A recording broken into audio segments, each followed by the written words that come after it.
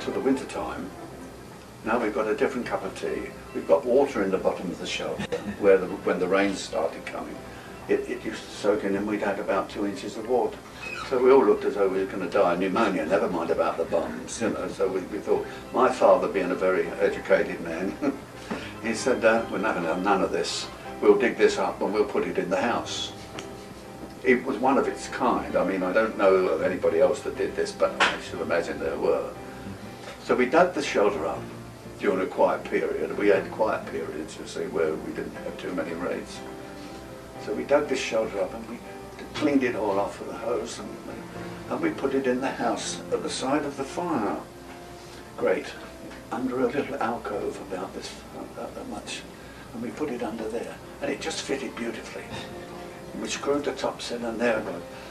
My mother and father, because I wasn't allowed to sleep upstairs at all. Nobody slept upstairs, not during the raids. We had to go down into the shelter. Well, now we couldn't go into the shelter. My mother and father slept in the shelter each night, because you must realise that every night we had a warning go. We didn't get very many nights over that first year that we didn't get a warning go. It was at least 100 nights right off the trot without any help at all, you know, because every time the warning went, you had to protect yourselves. You had to go into the shelter, don't matter where it was. We used to use under the stairs, we would, all sorts. I mean, you know, people used anything where they felt safe. So, anyway, to get back to this shelter, and it stayed there until we took it down, until the war had practically finished. We kept that shelter there. But I fortunately got permission to sleep upstairs while this shelter was downstairs. My mother and father had to sleep in the shelter.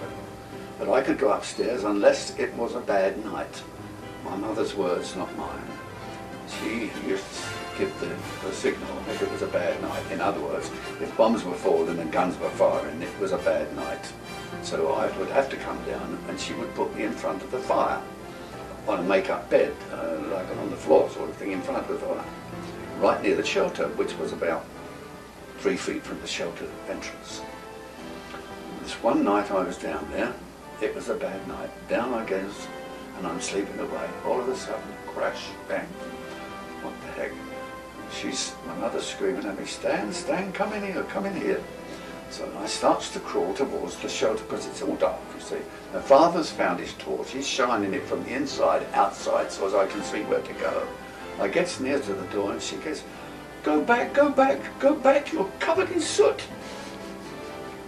This chimney had been blown off. The top of the chimney had been blown off with the blast and shoved all the soot down the chimney. All over me, who was sleeping in front of the fire, for that second, it just went poof all over me. I'm so frightened of it because I can't, it's everything so dark, you see. So mother screaming come into the shelter, which was 2 feet away, and I'm trying to crawl towards the shelter like this, and she's telling me, don't come in, you're covered in soot. Well, we started laughing, and before we could get me cleaned up and everything else cleaned up, the raid was over, sort of thing. During the Battle of Britain, I can tell you one story. The people were very conscious of the fact that German parachutists could land at any time.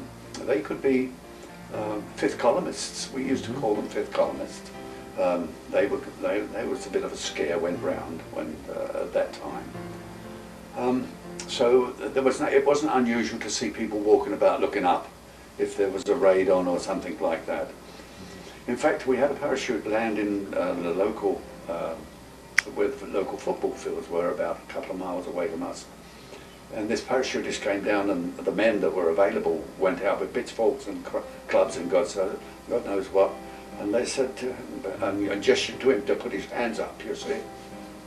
This is not just a story, it's actually happened. It's a story, now I'm telling it's a story. But he's going with this accent, you see, and he's got his hands up. They march him 2 miles down to the police station with these pitchforks and what. When they get down there, he's a Scottish Spitfire pilot, been shot out of his plane from Hornchurch, just down the road. I mean, he's gone up and he's gone, And he said, oh, he's not a Cockney, we'll put him down the police station, he must be German. And that was where he was, 2 miles they marched, the poor little bugger down there, you know. And with these flying boots on and everything, and he's only just been shot down out of the sky, protecting us.